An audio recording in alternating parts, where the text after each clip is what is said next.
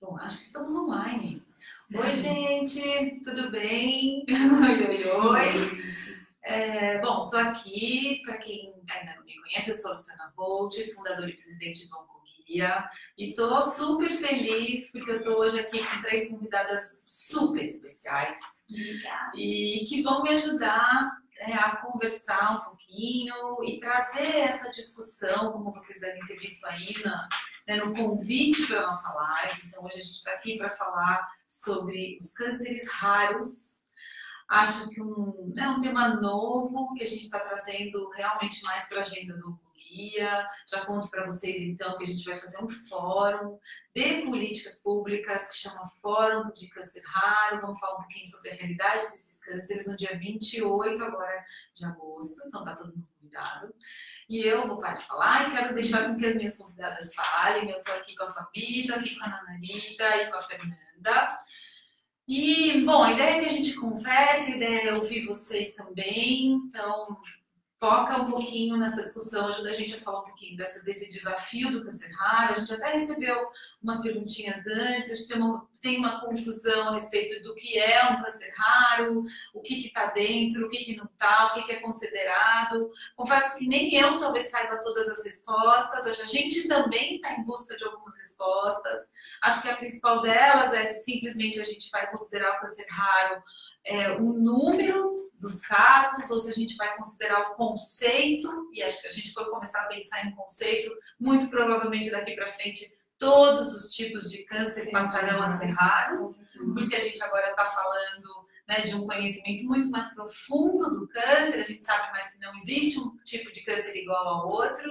Então, discussões importantes que a gente vai ter lá no fórum no dia 28. Eu queria começar ouvindo vocês, mais especificamente, sobre como que essa doença entrou na vida de vocês. Teve algum sinal? Teve algum sintoma? Como é que foi, assim? Quem começa? Quer que eu comece?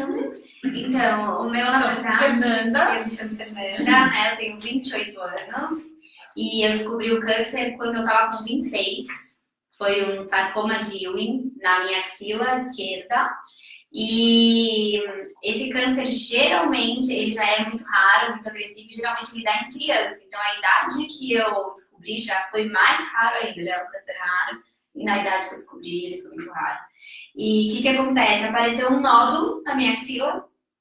E até no meu trabalho, na época, eles chamavam pessoas para falar um pouco sobre câncer. E aí uma moça, eu lembro que foi lá, e eu até mostrei minha bolinha para ela. Ela falou, não, imagina, câncer não aparece, não dói. Eu falei, mostrei uma bolinha, será que é alguma coisa? Enfim, resolvi tirar essa bolinha na minha dermatologista, que mandou a biópsia para um laboratório. E quando eles mandaram para um laboratório, por ser um câncer muito raro, o laboratório não detectou que era um câncer. E eu fiquei 1 ano com aquilo crescendo de novo em mim. Quando chegou estava no tamanho de uma bolinha de gude, assim. E aí chegou uma hora que começou a doía um pouquinho, me dava uma incomodada. E aí voltou a crescer, só que eu falava assim, não vou tirar, não vou parar para fazer uma cirurgia, porque eu sei que não tem propriedade maligna, já fiz o teste, tá tudo bem. E enrolei. E nisso meu pai no meu pé, filha, tem que ver, eu tô meio preocupada. Pai, imagina, já tirei, falaram que não é nada. Enfim, tirei depois de 1 ano. E na hora que eu tirei, o médico virou pra mim, depois de 2 dias, quando chegou a biópsia, e falou, olha, Fernanda, é o seguinte, o que você tem é um câncer, ele é muito raro, muito agressivo. E se há 1 ano atrás já era um câncer que você falou que me tirou, você tem meses de vida, corre. E foi aí que eu saí correndo atrás de alguns oncologistas, pesquisando um pouquinho. Eu vou te interromper só porque agora eu fiquei curiosa para saber a história da família. Porque eu quero que não queira é o mesmo tipo de câncer. Como foi, família? Isso mesmo. Como foi? Eu tinha 32 anos quando eu descobri. Foi no meu ombro esquerdo. E também começou com uma bolinha pequenininha. Só que foi muito curioso, porque no mesmo dia que eu senti a bolinha, conciliou, porque eu descobri depois. Não era embaixo, era em cima? Não, era visível. Tá. Conciliou porque eu tinha dor no braço, no ombro, por conta de uma bursite, que eu vim a descobrir depois. E aí, quando eu senti essa bolinha, no mesmo dia, eu já comecei a ir atrás de médico, porque aquilo não estava em mim. E do dia para noite apareceu. E aí, depois de um mês indo em alguns especialistas e fazendo alguns exames, eu fui em clínico geral, eu fui em ortopedista, fui em alguns médicos, eu decidi por conta própria ir no oncologista. E aí eu fui numa oncologista e ela me disse o seguinte: o que te deu de parar numa oncologista? Eu não sei, acho que foi intuitivo também, teve um pouco disso. Na época, eu estava fazendo outra faculdade. Eu sou jornalista e eu decidi migrar para a área de odontologia. E eu tinha aulas sobre câncer e a parte oncológica. Então, fazia um ano que eu estudava isso. Então, quando eu vi um crescimento desordenado, não tinha dor, a não ser a dor no meu braço por conta da bursite, eu decidi ir atrás de um oncologista. Só que quando eu cheguei no oncologista, ela me disse o seguinte: olha, Fabiane, não tem característica de malignidade, a gente poderia esperar um tempinho para ver o crescimento, como que vai ser, se vai crescer, se não vai. Eu falei, não, eu não quero. Porque faz um mês que eu estou indo em alguns especialistas e ninguém descobriu até agora. Qual o único exame que eu vou ter a certeza se é maligno ou não? Ela falou, uma biópsia. Eu falei, então é esse que eu quero fazer. Ah, mas dói, eu acho desnecessário. Eu falei, mas eu quero fazer. Então aquilo ficou muito na minha mente. E aí eu descobri muito rápido. Muito rápido. Graças a Deus. E você insistiu. Porque eu insisti. Você insistiu. E aí fez a biópsia e na biópsia veio sarcoma de Ewing também. Veio a malignidade primeiro. Aí eu fui atrás, aí eu obviamente não fiquei com essa oncologista, eu fui pro AC Camargo. E lá dentro eu comecei a fazer todo o tratamento. Aí eu descobri o tipo que era muito raro, uma pequena busca pela internet já me assustou, né? Obviamente, você vê, acho que é pouquíssima parcela de pessoas que tem. Eu não vou falar em números, porque senão eu posso falar coisa errada. Mas você sabe que não existe dado oficial de quantos são os casos no Brasil. Acho que todos esses aí que estão abaixo de 4 mil, que é, né, a incidência de 4 mil para 100 mil habitantes, é mais ou menos o que se fala hoje do conceito de câncer raro, entre 3 e 4 mil. Mas esses tem toda uma turma gigantesca de tipos de câncer que estão dentro desse guarda-chuva de doença rara que não tem o dado oficial dentro do INCA. Não tem. E aí foi isso. E eu comecei a fazer o tratamento, né? A princípio foi apenas a cirurgia e depois eu fiquei um ano fazendo quimioterapia, mas aí é uma quimioterapia para poder evitar que volte, né? Porque como eu tirei o tumor, depois eu fiquei um ano fazendo por conta de uma micrometástase, que era o perigo disso.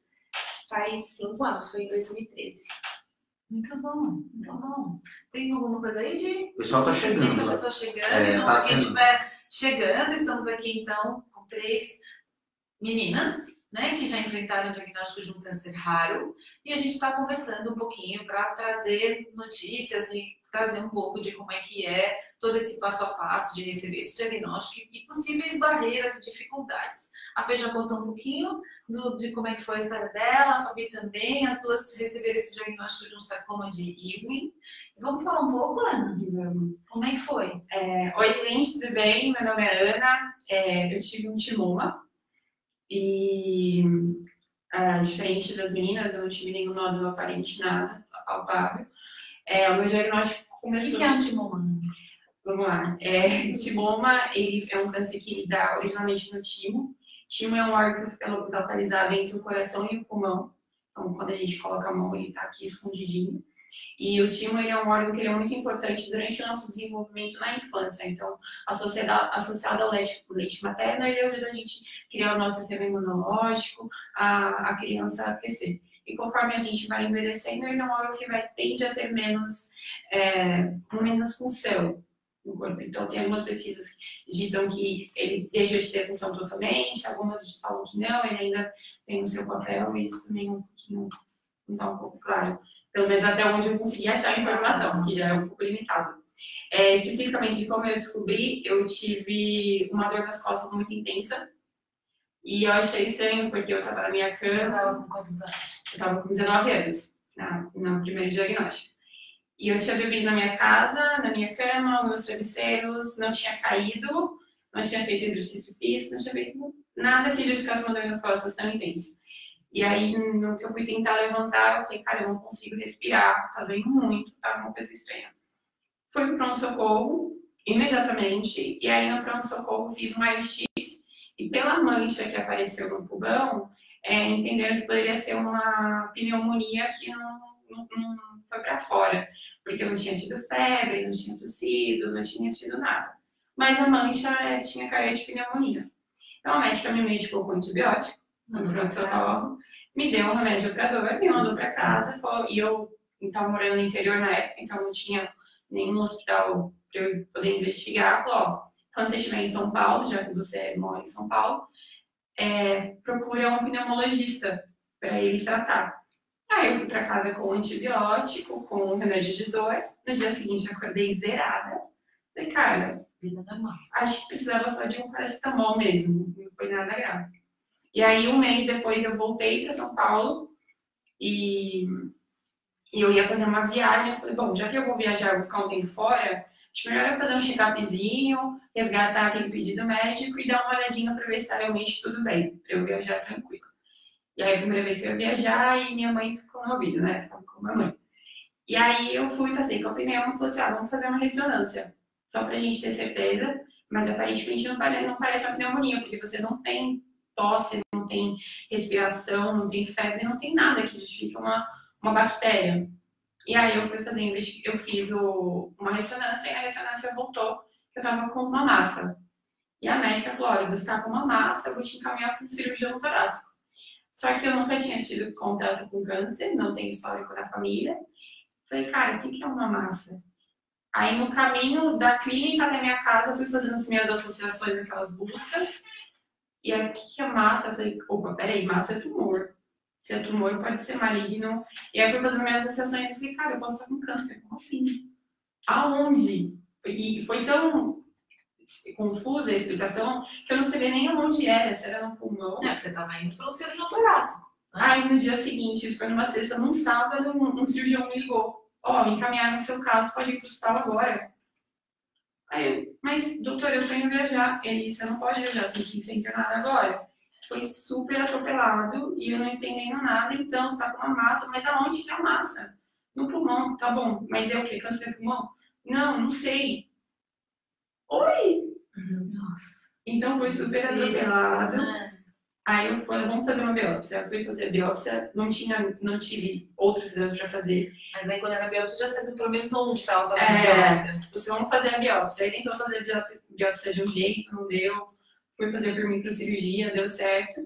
E aí, como aparentemente parecia muito grave, muito grande, o processo foi muito rápido, que não é normal, né? Normalmente o câncer raro você demora um tempo e vai de médico em médico em médico até você chegar num profissional, que nem a Fabi, que, não, beleza, vamos fazer, vamos tentar, que pelo sim, pelo não, melhor a gente arriscar. E aí, no meu caso, já foi um pouco mais direto, e na biópsia já retornou. E só que o timoma, ele é um câncer que primeiro ele é tratado por cirurgiões torácicos, para depois ser encaminhado para a equipe de oncologia. E isso também gerou uma confusão. O timoma é isso mesmo, ele fica na mão do cirurgião torácico. Sim, e depois você vai encaminhado para o onco. Então, por ter esse processo inverso também, eu falei, cara, se eu tô com possível câncer, por que não me encaminharam para um oncologista e sim por cirurgião torácico? E eu não, então, para mim, para minha família, foi bem confuso nesse sentido. Porque o que a gente sabia de câncer é câncer oncologista. E não, você vai para um cirurgião. Aí depois que eu fiz todo o procedimento com o cirurgião, que me mandaram para um oncologista. Aí quando foram me mandar para um oncologista, eu falei, peraí, por que agora eu estou indo para um oncologista? Não era câncer antes? Então, a explicação era muito confusa, a informação na internet é quase inexistente. Eu acho que isso é a grande dificuldade do câncer raro, que eu até brinquei com as meninas antes da gente começar a live. Tem tão pouca informação no Google que o Google nem te mata. O Google não te mata quando você tem um câncer raro, porque nem ele sabe o que você tem.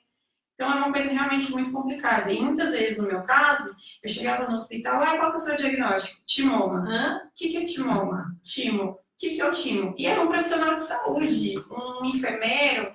Falei, cara, se tu que tem formação na área de medicina não sabe, imagina eu que estava estudando na época de fazendo um curso nada a ver com medicina, não tinha história na família. Então, foi bem complicado esse início, até a gente entender todos os... Tem um lado engraçado nessa parte, que eu também sinto isso.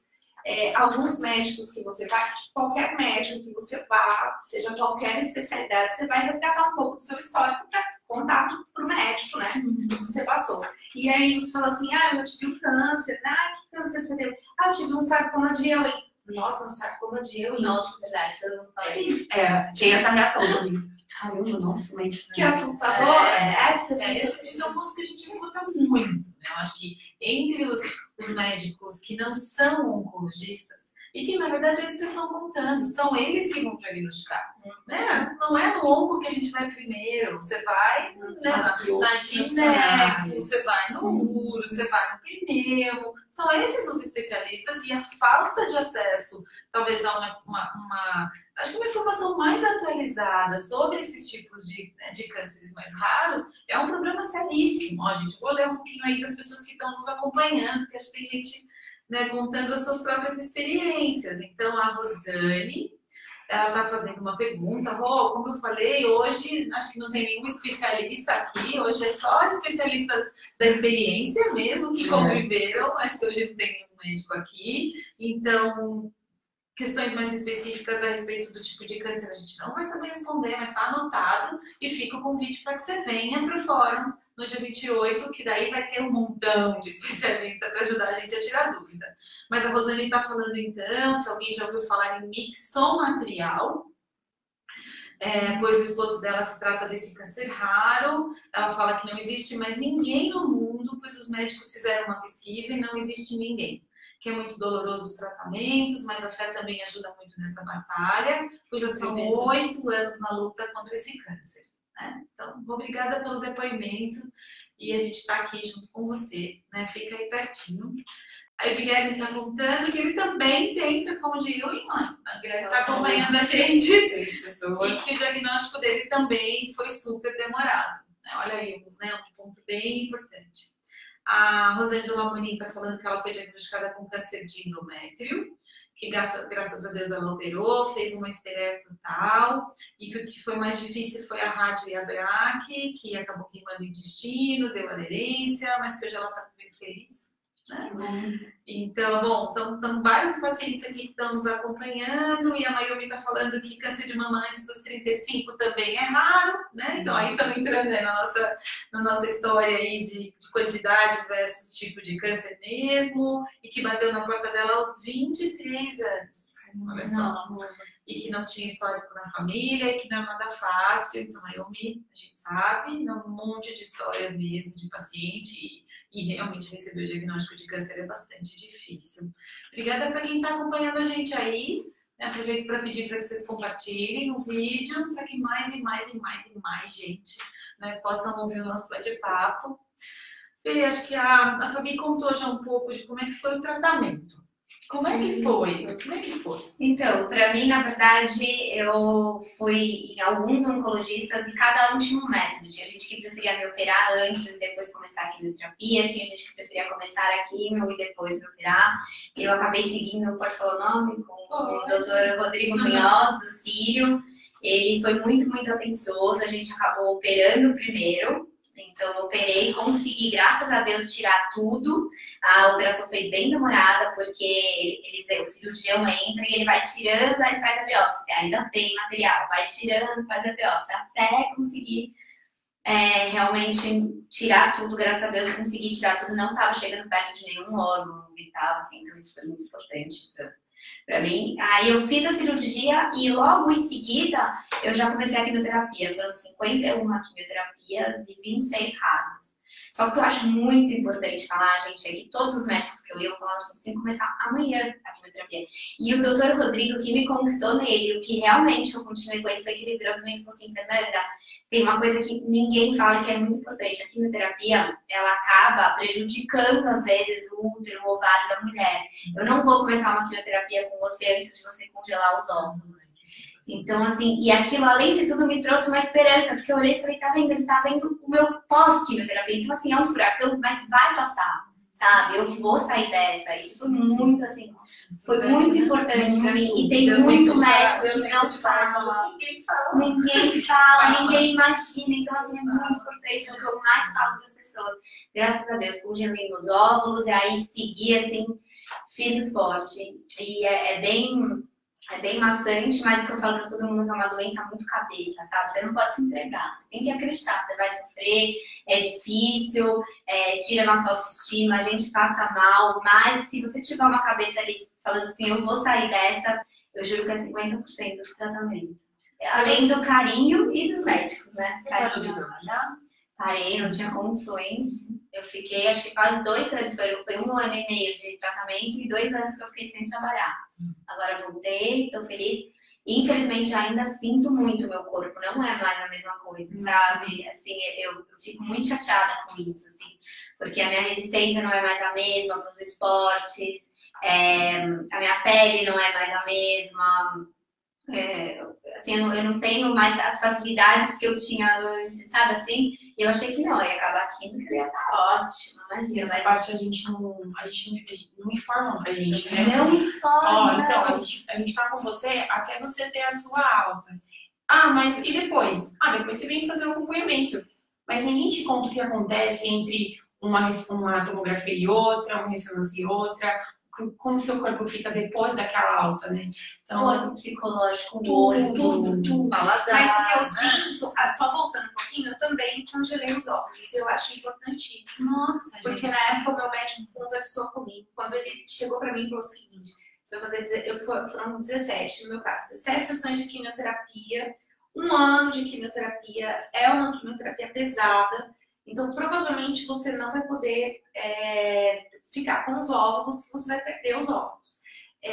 Eu vou te dar um tempo de 20 dias para você correr e congelar os óvulos. E eu tomava anticoncepcional, eu já tinha mais de 30 anos, então em 20 dias eu tive que estimular e congelar. O hormônio. 7 dias.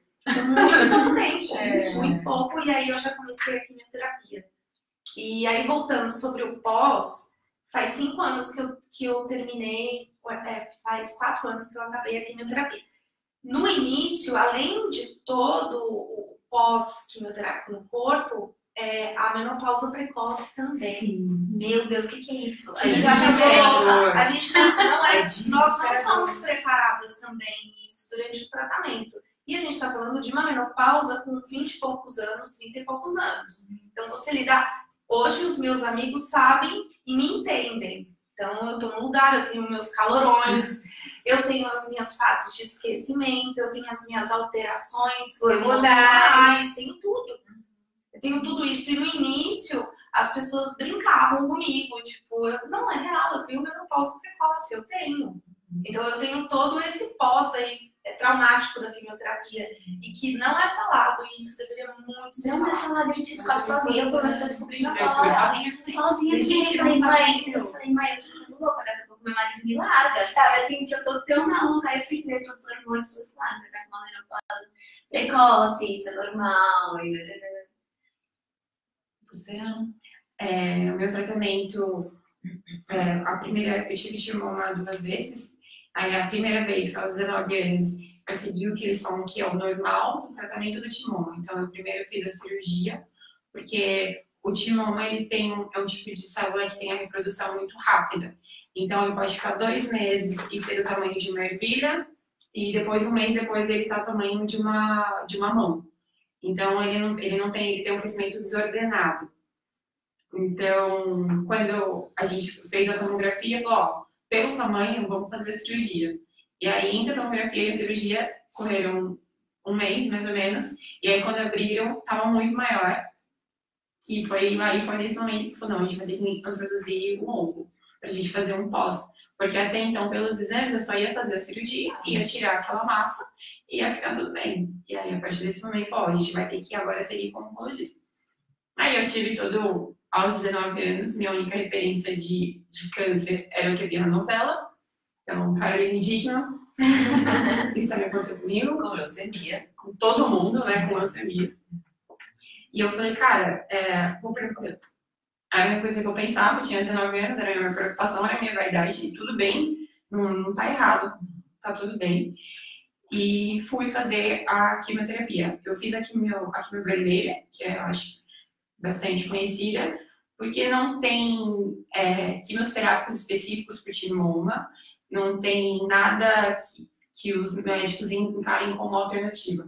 Então, o tratamento que eu segui foi um tratamento padrão de uma quimio super agressiva, não tive todos os efeitos colaterais de perda de cabelo, perda de alteração de paladar, dor nos ossos. Eu tive a menopausa só que temporária, ela retornou. Ela retornou também. 9 meses depois, mas foi um susto, não, porque não me avisaram, eu simplesmente disse, doutor, então, acho que tem uma coisa errada aqui, eu tô grávida, não sei o que tá acontecendo, eu tô um pouco tensa. Aí, não, é normal. Eu falei, poxa, isso é normal. Mas a dúvida de gravidez é porque você tava sem menstruar. Eu falei, porque a menstruação para, né? Eu falei, e as coisas não fazem sentido na minha cabeça, porque não é pra estar assim. E, mas é normal. Eu falei, então, se é normal, por que não me avisaram antes? Tive alteração de peso, fiz tudo, enfim, o caos da quimioterapia. Fiz a quimio, ainda assim ficaram com os nódulos espalhados pequenininhos. Como não era viável mais fazer cirurgia, eu já tinha atingido uma dose considerável de quimio e fui para radioterapia. Aí eu fiz 2 meses de radioterapia na região do tórax. Aí tive todos os efeitos da radioterapia, que queimei a parte da garganta, porque era alto na região do tórax. Então não conseguia comer direito, a imunidade caiu ainda mais. E aí, quando foi no finalzinho do tratamento, estava tudo tão esgotado, falou, a gente vai interromper o tratamento, reavaliar o caso, porque se continuar com o tratamento, pode acontecer uma coisa pior pelo tratamento do que pelo câncer em si. Você não estava aguentando o peso do tratamento. Então, não faz sentido a gente te matar por tratamento. De um lado e procurar do outro. Então a gente é um velho equilíbrio que a gente discute tanto, né? Médicos. Qual é realmente o limite de colocar todas as fichas no tratamento versus o quanto o paciente está aguentando e está tendo qualidade de vida, né? Cara, e chegou num estado que eu fazia um corte e eu tinha hemorragia porque eu não estava produzindo hemoglobina, não estava produzindo cicatrização. Então ficou uma coisa muito grave. Não, vamos parar agora, vamos reavaliar, ver se você pode, se a gente realmente está tudo bem, e a gente começa a fazer um controle um pouco mais intenso. Fiz o PET-CT, e aí foi uma briga, porque o meu câncer ele não está no rol da Agência Nacional de Saúde que justifica o PET. Então, isso quando? Isso foi 4 anos atrás, mas acho que não entrou ainda? Não entrou. Eu fiz no particular ano passado. E aí, falou, vamos fazer o PET. Meu PET foi negado 3 vezes, tive que entrar com uma carta, documentação, justificando. Eu também tive que brigar para conseguir meu PET. Então, cara, além de todos os... Isso agora a gente está falando de exames de controle pós-tratamento, é isso? Quando eu fiz o meu PET scan, foi no início do tratamento. Sim, lá na frente. Depois, hoje os meus médicos já não fazem ele mais com a frequência, não há necessidade pelo diagnóstico que foi feito lá atrás. Mas sim, tive que brigar para conseguir, porque o governo não cobre. Eles falam, só existem 8 tipos que aceitam, o seu não precisa. Mas aí você fala assim, mas peraí, mas se o meu médico tá falando que não precisa, como você tem coragem de falar que não precisa? Aí, graças a Deus, meus pais pagaram e depois entraram com o plano para ajudar, tal. Mas foi assim, um absurdo, né? Porque às vezes você não tem como chegar a pagar. Muito caro. E a primeira vez eu consegui fazer pelo plano, e aí ano passado, quando eu tive uma visita de timoma também, só que no abdômen, foi negado em absoluto. Não entrei com recurso e não consegui. Tive que recorrer para o particular também, e é um absurdo, né? É um exame caríssimo de fazer. Mas Ana, deixa eu entender. Então, o timoma, ele pode ficar voltando, é isso? Em diferentes órgãos? Pelo que o meu oncologista nos acompanhamentos, ele tem algumas regiões que ele tende a aparecer com maior frequência. Então, a maior, se ele voltar na cabeça e nos pulmões, porque tem uma associação muito próxima, e o meu foi em cavidade livre, então realmente foi muito raro, e eu descobri durante o controle. Então aí entra a importância do pós, né, do pós-câncer, de você ir fazer aqueles exames, por mais que seja uma chatice, você voltar no médico, no meu caso, de 4 em 4 meses, de 3 em 3 a cada um ano. Desespero, coração, você não dorme dorme direito. E aqueles dias do intervalo, do dia que você faz, até o dia que você vai pegar aí no médico, é uma tortura, né? Você fala, e se voltou? E eu sempre fiquei com aquele fantasma, e se voltar? Imagina, não vai voltar. E aí vem famoso, o famoso tal voltou. Eu falei, caramba, como assim? Mas segui fazendo meu controle, e aí em uma das tomografias ele tinha retornado, e o que foi um choque pra mim, que entre uma tomografia e outra foram 6 meses. E nesses 6 meses, que em uma tomografia não tinha absolutamente nada, no outro já tinha um tumor imenso, de 15 centímetros. Falei, cara, como é que funciona isso? Ah, então, é assim mesmo. Ah, é assim mesmo? Então, a gente não sabe, mas o tumor é assim mesmo. Vamos fazer tudo de novo. E quase 5 anos depois, e isso também foi um choque pra mim, eu fiz o mesmo tratamento. Eu falei, cara, como assim? 5 anos a medicina não avançou nada em cima do tratamento disso? Por que não avançou?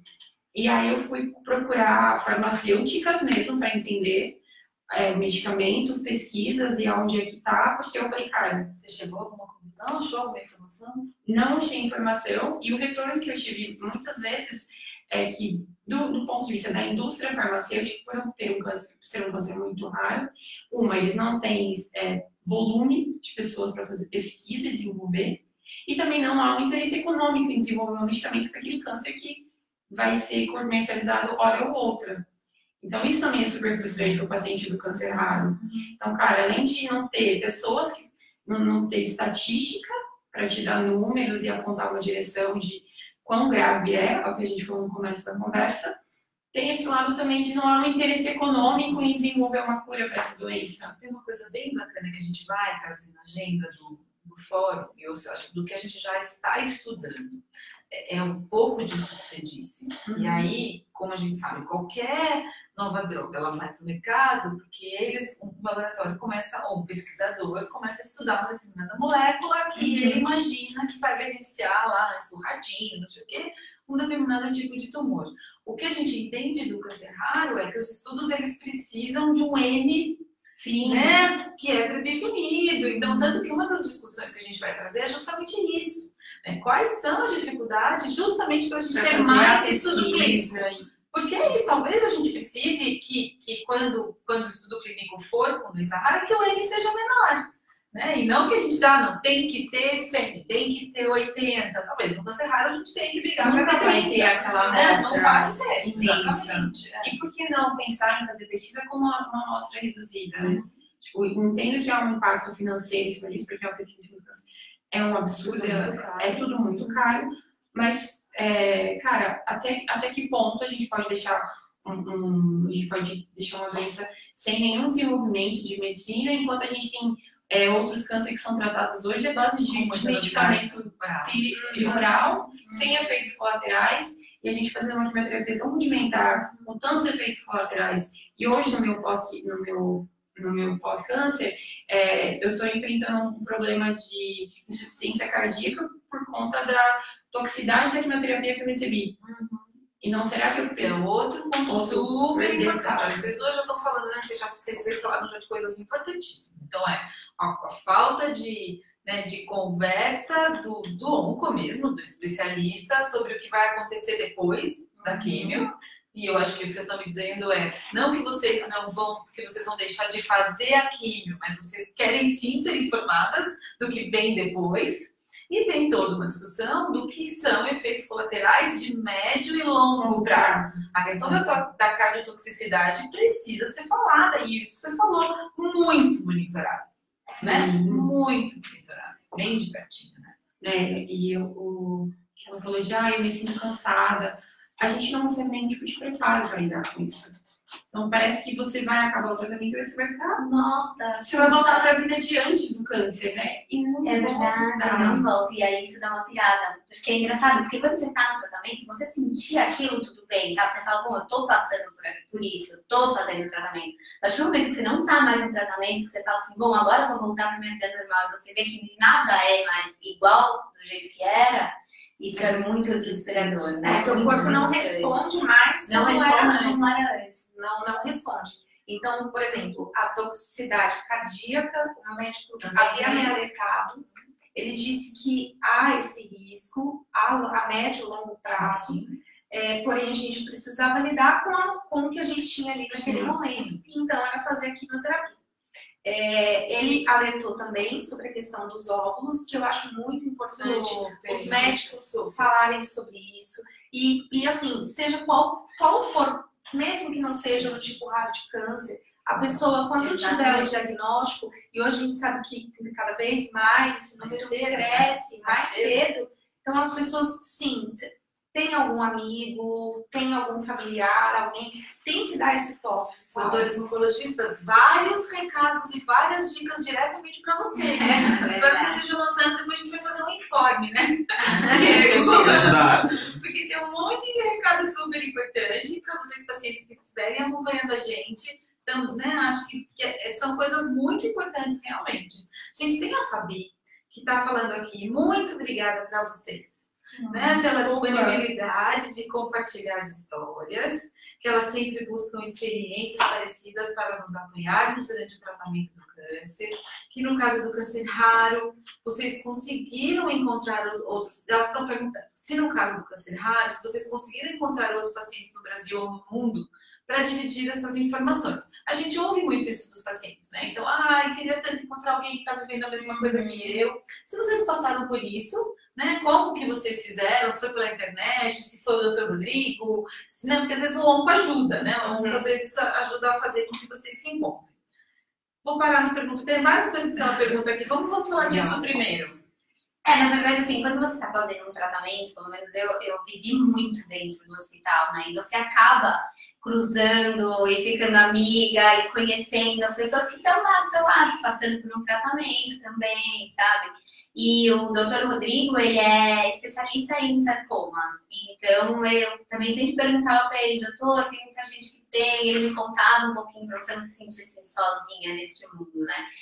E é engraçado porque quando você entra nesse mundo, você, na verdade eu pelo menos, eu entrei, eu não conhecia nada, sabe? Eu nem imaginava que era tão difícil esse mundo, sabe? Assim, e aí quando você entra, você acaba contando um pouco a sua história para as pessoas, e aí uma pessoa te conta, olha, fulano também já teve, esse plano também tem, as pessoas acabam se unindo. Quando eu vi, eu tava em grupo de WhatsApp, quando eu vi, eu tava me encontrando com amigas de amigas minhas que tinham passado por isso. E como é gostoso, assim, ver que todo mundo se ajuda, porque nessa hora o carinho e o amor faz toda a diferença, sabe? Então é muito importante. Eu encontrei bastante gente, assim, que tinha. Durante o meu tratamento eu não encontrei, mas depois que eu específico terminei... de sarcoma. Específico de sarcoma. Então, não tentava entrar nessa pira, sabe? Mas você queria tentar achar? Queria. Você tentou? Na verdade, não sei se eu tentei, mas fiquei meio na minha. Eu acho que fiquei mais na minha. Mas depois do tratamento que eu criei o meu blog, e aí sim, depois que eu comecei a postar no blog, aí algumas pessoas chegavam, mandavam mensagem, eu também tive. É impressionante como a gente consegue ajudar através de redes sociais, né? Eu tenho também... Na hora que você se expõe, né? Exatamente, a hora que você coloca lá, você vê tanta gente aparecer, torcendo por você, fazendo perguntas, você fala, gente, olha, agora é a hora de eu mostrar o que faltou, o que não faltou, o que é importante. Eu achei muito legal, tá? Depois você puder falar aqui. Sim, daqui a pouco todas as propagandas do mundo aqui. No meu caso, eu conheci 3 pessoas que tiveram timoma. Uma é a Natália, que está acompanhando a gente. Força aí, ela está se tratando agora. Foi também através de rede social que eu comecei a escrever e eu comecei a usar a hashtag timoma. E aí, 2 anos atrás, uma moça do interior de São Paulo, a Sônia, Daí também? Acho que sim. Sempre conectada à companhia. ela me achou e a gente começou a trocar uma figurinha. E aí ela conhecia uma pessoa da região dela que tinha tido timoma e me conectou também. Aí a gente criou um grupo no WhatsApp, nós três, e a gente ficou um bom tempo só nós três.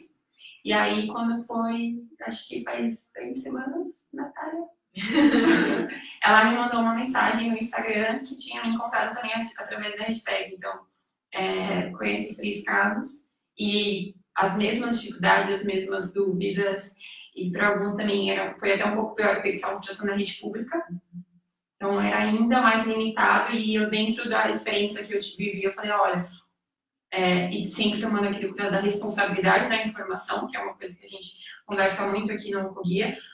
O meu timoma está sendo tratado assim, não sei se vai resolver pro seu, e a gente foi trocando experiência, mas... Até te perguntando, até a Regiões Espanhol, Beijinho, Nossa Gente Mais Vida, onde você se trata? Hoje eu estou fazendo tratamento no Camargo, assim como a Fabi. É um hospital de referência, então o meu segundo tratamento eu comecei no AC, e aí já foi outra experiência, porque o AC é um hospital que faz pesquisa. Então, a hora que eu cheguei no oncologista que me indicaram, que é o Dr. Aldo Lourenço, falei, então, eu tenho timoma. E eu já fiquei esperando aquela reação de, nossa. E aí não teve a reação do nossa. Aí ele, tudo bem, já tratei alguns pacientes. E começou a explicar a doença, o que era o timo, como que evoluía, quais eram as alternativas. Eu falei, caraca, como assim? Eu na hora, foi tão, pra mim, eu fui com um alívio tão grande. Eu comecei a chorar na frente dele, mas se eu tô chorando, eu tô chorando de alívio. Porque agora eu acho que eu vou conseguir ser mais empoderada no meu tratamento. Porque 4 anos atrás, quando eu cheguei com o diagnóstico de timoma no outro hospital que eu me tratei, a médica falou, olha, eu vou fazer uma junta médica porque eu nunca vi a sua doença e você volta daqui uma semana. E minha família ficou, e agora? Vamos esperar, então. E foi aquela uma semana que veio um mês, né? De espera. E aí veio, a gente pesquisou esse tratamento, está sendo assim, está sendo feito. E aí esse é o caminho que a gente pode seguir. Então tem essa diferença também de você estar num lugar de referência. No centro de especialidade, né? É exatamente essa a próxima pergunta da Fabi. Ela está falando que, se em relação aos profissionais, né, se vocês acreditam que o fato deles terem acesso a mais informações sobre esses tipos mais específicos de cânceres mais raros, se vocês acham que isso poderia gerar uma conduta diferente. Acho que vocês já mais ou menos responderam isso, mas é bacana vocês falarem. Não tenho dúvida. Tanto eu como a minha família toda, quando a gente chegou num lugar, num centro, né, de referência como o AC Camargo, e a gente sentiu da parte do médico, do Dr. Newton, que foi o meu oncologista, que, tipo, a gente fica apaixonado pelo oncologista. Eu amo mesmo. Beijo, Dr. Rodrigo. Então, que ele mostrou e trouxe essa propriedade pra gente, essa segurança para todos nós. A partir dali, para mim, foi mesmo uma virada de chavinha. A partir dali, que ele me passou essa segurança, para mim não era algo tão importante ou me incomodava tanto ser raro. Porque ele me passou essa credibilidade do que eu ia fazer, ele me mostrou todo o tratamento, como seria. Ele te tirou, né, desse pacotinho. Então, ele me tirou da coisa do isolamento, sabe? Daquilo que é inédito, né? Desconhecido. É muito o que a gente vem discutindo aqui. Até mesmo foi interessante o exercício que a gente fez para fechar o logo da campanha, né? E a gente acabou escolhendo uma lupinha, mas toda a discussão foi o que a gente quer com o câncer raro, né? Então, a gente fez o exercício daquilo que está no escuro e precisa ser iluminado, daquilo que é desconhecido e precisa ser informado, né? Daquilo que às vezes está nebuloso e precisa ser ampliado. Então, acho que é tudo isso, e passa por tudo isso que vocês estão falando, né? Do especialista que precisa ser mais capacitado, da população que talvez precisa ouvir falar mais, e não só de câncer de mama, né? Que acho que é o que a gente mais fala, é o que a gente, graças a Deus existe o Outubro Rosa, e que a gente está pegando carona aí nas cores e conseguindo falar de outros tipos de câncer, mas esses são enormes desafios, né? E aí, quando a gente pensa em profissional, a gente sempre fala muito do papel do médico, do oncologista, né? Mas é toda uma cadeia de profissional que está em torno de você. Então, quando você vai no AC e a pessoa da recepção já fala, olha, hoje a sua infusão de quimioterapia vai durar 8 horas, ela é mais tranquila, hoje é mais agressiva, a senhora tá com alguém para te acompanhar, para te fazer, a senhora comeu, então esse cuidado da recepção chega dentro do ambiente para tomar sua quimioterapia. Você tem todas as enfermeiras capacitadas a te falar quais são os efeitos colaterais, quanto tempo aquilo vai durar, como que você... E no dia seguinte, quando você volta, e aí, como é que foi sua noite? Passou mal? Conseguiu comer? Cara, isso é tão sensível pra gente. É verdade, faz toda a diferença.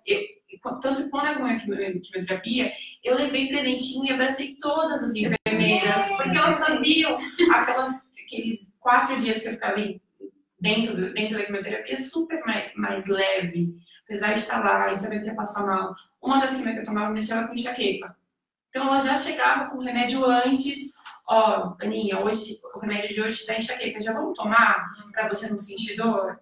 Então, cara, isso é um tipo de cuidado que a gente espera de não só de um profissional dentro da oncologia, mas qualquer médico. Desde o estacionamento do hospital. É a humanização do tratamento. Exatamente. No final do meu tratamento, eu dei um brownie para todo mundo e o bilhetinho era: todos vocês fizeram parte da minha cura. Exato. Porque realmente o caminho faz toda a diferença. Então, isso também é bastante importante, não só olhar para o médico, que é a pessoa que vai te dar o diagnóstico, vai decidir qual é o tratamento que você vai fazer, mas todo e qualquer profissional de saúde que esteja te acompanhando, o seu nutricionista. Ter um nutricionista é muito importante, porque você tem variação de peso, ou você ganha por conta de um corticoide, ou você perde por conta de excesso de medicação. Eu tive uma variação de peso de 15 quilos. Então, como é que eu faço para lidar com isso antes da quimio e pós? Isso também é bastante importante. Então, ter uma nutricionista que olha para isso, como você vai fazer a quimio? Vamos colocar um suplemento para você poder aguentar, porque você vai se alimentar melhor. Um acompanhamento de um psicólogo que não vai olhar para você e falar, cabelo cai, que é o que eu passei. Quando eu tive que passar, meu primeiro psicólogo falou, você tem que passar. Todo paciente com câncer tem que passar um psicólogo. Eu falei, beleza. Aí na primeira consulta ela falou, e aí, como é que você tá? Cara, eu vou perder o cabelo, tô horrível. Mas cabelo cresce. E? Né? Aí eu falei, olha, com todo respeito, você é um profissional. Você tá me falando isso, jura? Eu sei que meu cabelo vai crescer. Porque eu sei por que ele vai cair. Eu sei fisicamente por que meu cabelo vai cair. Não preciso que me lembre disso. Quero que você me ajude a lidar emocionalmente com essa perda. Estou passando pelo luto de perder o meu cabelo, né? Então, de perder aquela narita que vai virar outra. E vira, né? Claro. Vocês estão falando isso, né? De não só do corpo diferente. É muito importante nessa hora também. Aí a gente acaba perdendo um pouquinho. Mas o fato do cabelo, só concluir, o fato do cabelo, o que eu aprendi é que não entra somente a autoestima. Eu lembro que eu estava no hospital e meu cabelo ia começar a cair, eu estava desesperada. E na minha primeira sessão de quimioterapia, eu tive uma alteração no corpo muito forte, a minha imunidade caiu muito, tanto que os meus médicos precisaram mexer na quimioterapia, porque ela foi muito agressiva para mim. Então eu comecei a perder o cabelo dentro do hospital.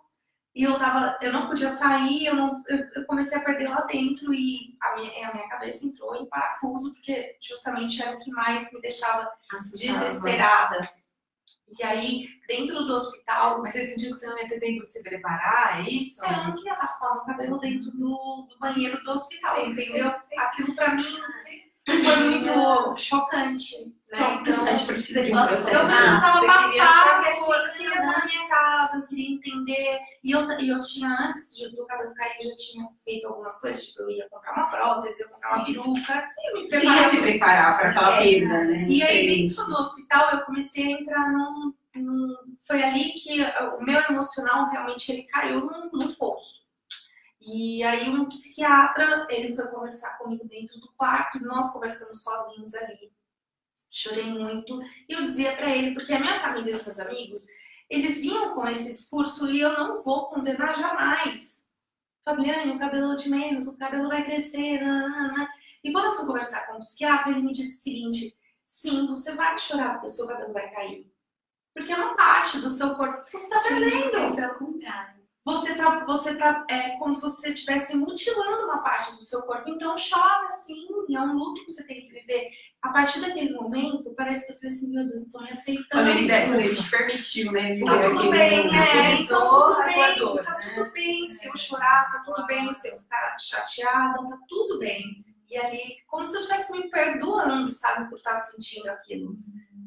Olha que engraçado, eu também, a minha primeira quimioterapia, me falaram que meu cabelo ia cair na terceira quimio. Na primeira quimioterapia também, meu corpo, meu intestino parou, assim, tudo parou no meu corpo, sabe? O rim começou a não funcionar e tal, fui internada. No que eu fui internada, tô tomando um banho, belo dia eu faço assim, caiu um tufo. Aí a minha mãe falou, eu acho que tá na hora de cortar. É muito engraçado, porque assim, antes de eu passar mal, eu pensava muito nisso, gente, meu cabelo. O dia que eu passei mal no hospital, eu falei assim, dane-se, eu juro que eu pensava isso, falando, dane-se meu cabelo, eu só quero melhorar, porque eu passei muito mal. Aí no dia que meu cabelo começou a cair, eu liguei pra um monte de amiga minha, para meus familiares, e falei assim, eu quero que todo mundo venha aqui, porque eu vou raspar o meu cabelo hoje. Veio todo mundo, alguns amigos vieram com o cabelo raspado, meu pai, meu irmão, minha melhor amiga cortou o cabelinho aqui. Mas aí o que aconteceu? Eles chegaram no hospital, todo mundo de peruca, de lencinho e tal. Aí eu liguei pro meu cabeleireiro, falei pra ele, é o seguinte, tá todo mundo aqui, você vai primeiro raspar de um lado, você vai fazer dread do outro, você vai me deixar de moicano e só depois eu vou ficar careca. Daí ele fazia os looks, aí ele fazia um look, eu saía lá no quarto do hospital, tirava foto, todo mundo voltava, aí ele fazia outro look, sabe assim? Só que sabe a hora que eu senti falta do meu cabelo? A hora que a quimioterapia acabou. Que o tratamento acabou, que aí eu falei, gente, agora? Que a minha vida voltou normal, não tenho cabelo. Aí me deu o desespero, sabe? Aí me deu a depressão, assim, que eu falei, e agora? É que o cabelo, ele é a estigmatização do câncer, né? É. Então, tanto que quando, isso conversando com as amigas, né, que estão passando por isso, e elas me falam, eu falei, cara, olha só como as pessoas são absurdas. Quem eu conheço que teve câncer, fez tratamento, seu cabelo não caiu, era apontado. Como assim você tá com câncer e seu cabelo não caiu? Porque o estar careca é a estigmatização e a cara do câncer. Então, se você não tem essa cara, você não tem câncer. Então, e isso é uma coisa que a sociedade foi tão enraizada entre as pessoas que enraiza pra gente também. Então, pra mim, o problema do cabelo é que, a partir do momento que o meu cabelo caiu, eu falei, agora eu estou a cara do câncer. Agora não tem fuga. Você chega nos lugares, as pessoas já sabem. Você chega no padaria um brigadeiro, ainda mais eu com cara de criança, sabe assim? Era todo mundo assim, que a pessoa olha pra você e já fala, você está com câncer. Então você vira a cara da doença. E não tem pra onde fugir. Você não consegue fugir, porque você olha no espelho e você fala, nossa, eu tô assim porque eu estou com câncer. Então aquilo fica se renovando, aquele pensamento fica se retroalimentando. Quando você vai para um ambiente externo, as pessoas te olham, fazem associação. Aí vem essa cara de pena, de luto já, né? Ai, meu Deus, como assim? Que triste, tão nova, né? Pra gente ouve muito isso que é jovem. Nossa, mas tão nova com essa doença, como já tivesse dado sentença de morte. Então, eu acho que o problema do cabelo é mais isso, de estigmatização dela, do que o cabelo em si. A segunda vez que eu perdi o cabelo já foi bem mais tranquilo. Mas eu não conseguia encarar minha careca dentro do meu ambiente de trabalho, por exemplo.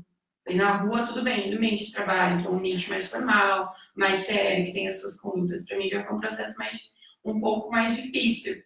E justamente porque lá eu tinha medo das pessoas me verem careca e não me tratarem como a profissional que eu gostaria de ser tratada. Sim. Foi uma aventura isso. Nossa, porque eu não podia estar perto de gente que estava resfriada, tinha que estar com lencinho, não com podia estar com ar-condicionado, cuidar da imunidade, né? Porque no meu primeiro tratamento eu me afastei de todas as minhas atividades. E isso pra mim foi muito frustrante, porque ficou um ano que eu parecia que eu não produzia nada, eu não fazia nada. Eu era a doença, eu vivia a doença. Então quando ela voltou, a primeira coisa que eu fui pro meu médico. Tudo bem, vamos fazer o tratamento até o final. Só que eu não vou parar minhas atividades. Como que você pode me ajudar? Então a gente negociou intervalos maiores de quimioterapia, então fazia 10 dias de quimio, eu trabalhava 15. E aí teve toda a logística da família de, hoje a mãe busca, amanhã o pai leva, e hoje vai o irmão e faz a comida, leva todo o alimento de casa para não comer na rua, as máscaras, tudo preparado, álcool em tudo que é lugar, e uma flexibilização também da empresa de entender aquela situação, já hoje vou entrar mais tarde porque não estou bem. Mas me forcei, e isso foi a melhor coisa que eu fiz, porque quando eu tava dentro do trabalho, eu me sentia super saudável. Então, pro meu astral, isso foi bastante importante. E o que você fazia? Você usava lencinho ou peruca? Nunca usei peruca, eu consegui, eu achava muito quente. Nossa, como incomoda aquilo, né? Eu fiz. Gente, mas é lindo, viu? Quem usa. Não, eu usei, mas não incomodava tanto. Eu fiz peruca do meu próprio cabelo. Que legal. E aí, só que, como era meu próprio cabelo, e aí eu acho que a briga foi maior. Entendi. Porque eu falei, cara, eu perdi ele, eu tô fazendo ele, e eu tô querendo forçar ele a ficar aqui. Isso não me pertence, mas tá errado, tá confusa. E aí não deu certo aquela peruca. Aí eu falei, não, E você ia de lencinho, ia carequinha? durante um bom tempo eu ia de lenço, ia pro banheiro e tirava pra respirar a careca que estava dando no verão. Aí eu ficava no banheiro assim, abanando a careca, colocava o lenço. Deixa eu contar uma coisa pra vocês. Bom, só de notícia a gente tá na reta final já. Tá? Uau! E eu preciso que vocês se apresentem e contem e façam suas propagandas. E eu acabei de saber aqui que a gente já teve alcance de 7.000 pessoas no Brasil. Né? Nossa! Muita divulgação de tudo. E que vai crescer muito ainda pelo jeito. Então a Fê chegou me contando aqui que tem, né, um canal, Isso, tem uma página no Instagram. Conta um Isso. pouquinho então. Essa página, na verdade, eu criei no começo porque tinha muitos amigos meus, familiares que queriam saber, eu não conseguia falar com todo mundo, e médico. Falei, gente, vou postar todo dia uma foto. Gente, hoje tô bem, hoje tô mal, hoje o tratamento foi assim, acontece isso, hoje eu fui em tal médico. E aí eu achei legal porque as pessoas começaram a me seguir, eu super interessada, sabe? Você vê que você tá ajudando as pessoas. Então, assim, me deu uma sensação de, nossa, olha que legal, eu posso ajudar as pessoas com o que eu tô passando. E a página chama Vou Tirar de Letra, é vou.tirar.d.letra. E aí tem a minha página normal, que é F Natel, mas onde eu falo do câncer de verdade não Vou Tirar de Letra, sempre que eu posso ajudar. Falei do congelamento do óvulo, falei de como tem eu filmando, como eu recebendo a radioterapia, recebendo a quimioterapia, sobre o catéter, tem tudo. Assim, tudo que eu posso falar, eu falo, porque eu sinto que se eu soubesse, eu tivesse a informação, também teria me ajudado muito, sabe? Então, tudo que eu posso ajudar, eu falo. E adoro ouvir vocês também perguntando. Você, Ana? Eu tenho minha página, que é a minha página pessoal mesmo, ela é aberta. Eu posto sobre o meu tratamento, então podem resgatar os meus textos lá. Comecei a escrever na rede social, porque eu tinha esse conflito com o psicólogo, de não achar as conversas muito, estavam fluindo bacana, e eu precisava de alguma forma externizar aquela informação, aquela dor. E aí eu simplesmente comecei a escrevia os meus textos, desligava todo o meu computador, meu celular, e ia fazer outra coisa. E era só um desabafo. Porque eu só queria falar, eu não queria saber, não queria ouvir nada de volta, eu só queria falar e dizer que estava difícil. Só que aí eu comecei a ter retornos de, poxa, isso está me ajudando. Cara, minha mãe, minha tia tem um problema tal, mas se eu olhar pela mesma ótica que você, isso me ajuda. E aí eu fui vendo que aquilo tinha importância para as pessoas também. E quanto mais as pessoas se mostravam solidárias a mim e levantavam essa plaquinha de, olha, isso me ajudavam também. Então, viravam parte da cura do outro, né? Muito legal isso. E é incrível, sabe? A gente só se dá conta quando a gente resolve que, tá bom, estou pronta para compartilhar. E aí eu comecei a escrever, então tem vários textos, alguns são muito longos. E eu sempre agradeço por ler até o final, porque eu sei que é rede social, né? A gente não quer ficar lendo o textão. Então, eu sempre agradeço todo mundo que lê até o final. E aí, isso foi parte da minha cura. Eu continuo escrevendo. Hoje, falo muito sobre o pós-câncer, que é o que eu estou vivendo agora, tanto do lado psicológico quanto do lado físico. Então como eu estou lidando com essa toxicidade cardíaca, que foi uma coisa super nova e eu ainda estou entendendo medicação, limitações físicas e tudo isso. Não falo muito sobre o pós. Sou voluntária em oncoguia, então sempre compartilho um pouquinho do trabalho que a gente faz aqui no Oncoguia, que para mim foi um portal muito importante durante o meu tratamento. E hoje é onde eu direciono quem precisa de ajuda, porque eu sei que é uma página séria, onde a gente tem uma preocupação muito grande em trazer informações relevantes. E, cara, você não está sozinho, né? Que é a nossa mensagem principal. Então, quem quiser seguir e conversar, estou aberta. Ana, você não falou o nome dessa página. Ana, com 2 N's, Narita. É meu nome bonitinho. Eu não entendi. Eu, Fabi, tenho um blog no portal R7, que para mim foi muito importante, porque durante todo o meu tratamento eu não divulguei nada nas redes sociais. Primeiro porque eu tinha muito medo, que eu achava que qualquer coisinha eu poderia começar a carregar uma corrente, sabe? Que eu não queria carregar. E, aliás, eu não deixei carregar essa corrente. Então, na rede social, eu vivi as minhas coisas, mas ali, o meu tratamento, pouco falei. Quando voltei a trabalhar, depois dos tratamentos, veio a oportunidade de ter esse blog, que é no R7, chama Blog Câncer e Agora. Faz 4 anos que eu tô com o blog. 3 anos, na verdade, que eu tô com o blog. E todas as vezes que eu começo a me afastar um pouquinho dele, ou das ações envolvendo ele, sempre tem alguma coisa que vem e me puxa de volta, né? Então, eu sou uma voluntária oncoguia, uma causadora oncoguia, e fazia mais ou menos 1 ano que eu tava tentando me afastar. Tava quietinha. Tava tão quietinha no meu canto, e aí veio a oncoguia e tipo, me puxou de novo e reacende aquela coisa que a gente faz, o trabalho que a gente faz. E é isso. E agora eu tô com uma página também no Instagram, que é Blog Câncer e Agora. E é isso. Acho que hoje tô mais voltada pro pós. Também, né? Pós. Agora eu passei a voltar no médico a cada 1 ano. Então, 1 vez por ano é uma vitória. Gente, eu amei a nossa conversa. Espero que vocês tenham curtido.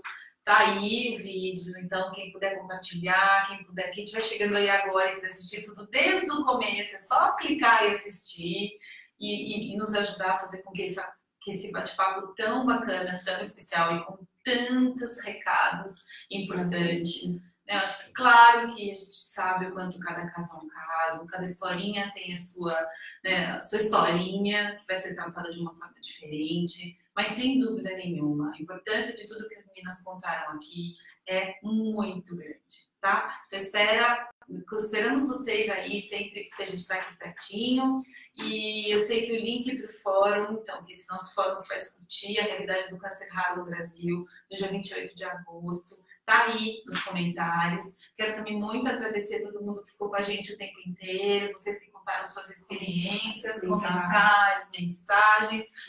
Tá todo mundo aí e muito obrigada, gente. Adorei. Obrigada. Achei que tá chegando. Então, tchau. Boa noite.